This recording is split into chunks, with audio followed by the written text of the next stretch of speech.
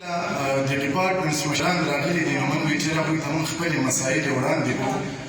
زما یو جنرال مسله ده او دوه زما ډي جي لایف سټاک چې کوم سر ناست دی هغوی سره ده.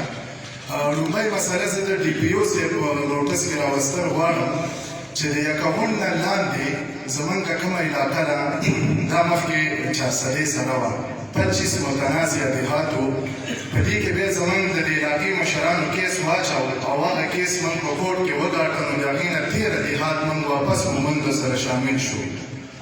زموږ او موږ هم د هغه 13 دیهاتو یم.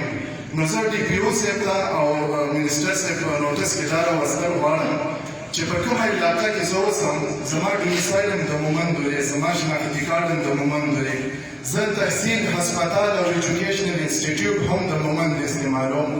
زما په علاقه کې رواج هم د جرګې سیسټم دی او زما ووټ هم د مومندو دی او د ټولو نه انټرسټینګ خبره دا ده چې زما په بلدیاتو کې کومه حلقه بندي وشوه نو په هغې کې هم ډسټرکټ ګورنمنټ زموږ هغه 13 دیهات شامل کړي. اټس مین چې افیشل د علاقه مکمل ده ډسټرکټ مومند ده. نو زه ډي پي او صاحب ته دا ریکویسټ کوم او په دې کې د منسټر صاحب هم خپل رول ادا کړي چې زما د ډسټرکټ خپل پولیس شته دی. نن زما په 13 دیهات کې د ډسټرکټ چارسدي پولیس ولې ناست دي. زه خرج تحسین ایسي صاحب ته پیش کوم.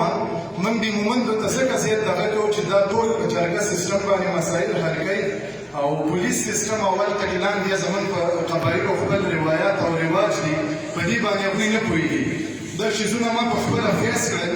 زه په خپله تانو تحصیلونو کې ذلیل شوم. نو د دې وجې زه دا ریکویسټ کوم منسټر صاحب ته چې زموږ دا 13 دیهات مکمل افیشل څومره اکټیویټیز دي د ډسټرکټ مومند سره کې. باقي درېیمه خبره زما سر دلته زموږ د قوم چونکې د غنمو سیزن کې خلک کروندې کوي او بله مومند چې کوم دی دا سر په میاشت کې یو ځل سیټل ډسټرکټ ته راځي د شاپینګ لپاره هغې کې هر څه دي.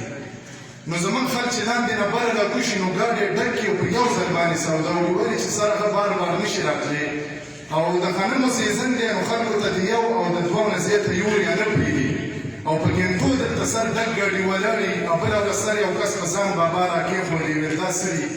نو زه ډي سي صاحب ته دا وایم که دوی وایي چې یاره دا سمګلینګ کېږي او یا افغانستان ته ځي نو زما خو افغانستان سره یو بورسل باډر دی او په هغې باندې خواج پاکستان ناست دی. نو دا بله مومند به دا چېرته یوسي چې سمګلینګ به وشي. نو سر دا ستاسو چونکې خپله منسټري ده ستاسو ته ریکویسټ کوم چې دا د پرمټ خبره ترې ختمه کړئ او خلک څومره یوري او وړي دا ښه خبره ده زموږ غنم به ښه کېږي د ملک ته وایي فایده کېږي. بل سر درېیمه مسله زموږ دا ده چې زموږ دا نیر دی د انګریز په وخت کې جوړ شوی د دې ریماډلینګ لپاره پي ټي آی ګورنمنټ 2 ارب روپۍ منظورې کړي. موږ خراج تقسیم تاسو ته پیش کوو. بلکل چې تاسو څه وویل کوم ترقیاتي کارونه شروع دي دا موږ اکسپټ کوو. سر په دې په 90 کروڑ روپۍ د دې په سروې کې ریلیز شوي دي.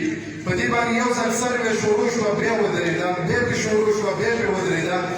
نو سر د دې ریماډلینګ دی یو خو دې خوا موږ ته اوبه نه راځي لکه دومره لوی پراجکټ دی تاسو په دې باندې لږ خصوصي توجه ورکړئ چې دا کار په دې باندې شروع شي او دا کار بار بار سټاپ کېږي نه ځکه چې زموږ علاقې ډېرې زیاتې افیکټ شوي دي او بدقسمتي دا ده چې زموږ په علاقو کې بېشکه پي ټي آی ګورنمنټ به راشي پراجکټ شروع کړي خو اپس اینډ ډاونز پکې راځي کار کې شروع شي او بیا ودرېږي بل سر کوالټي نه وي.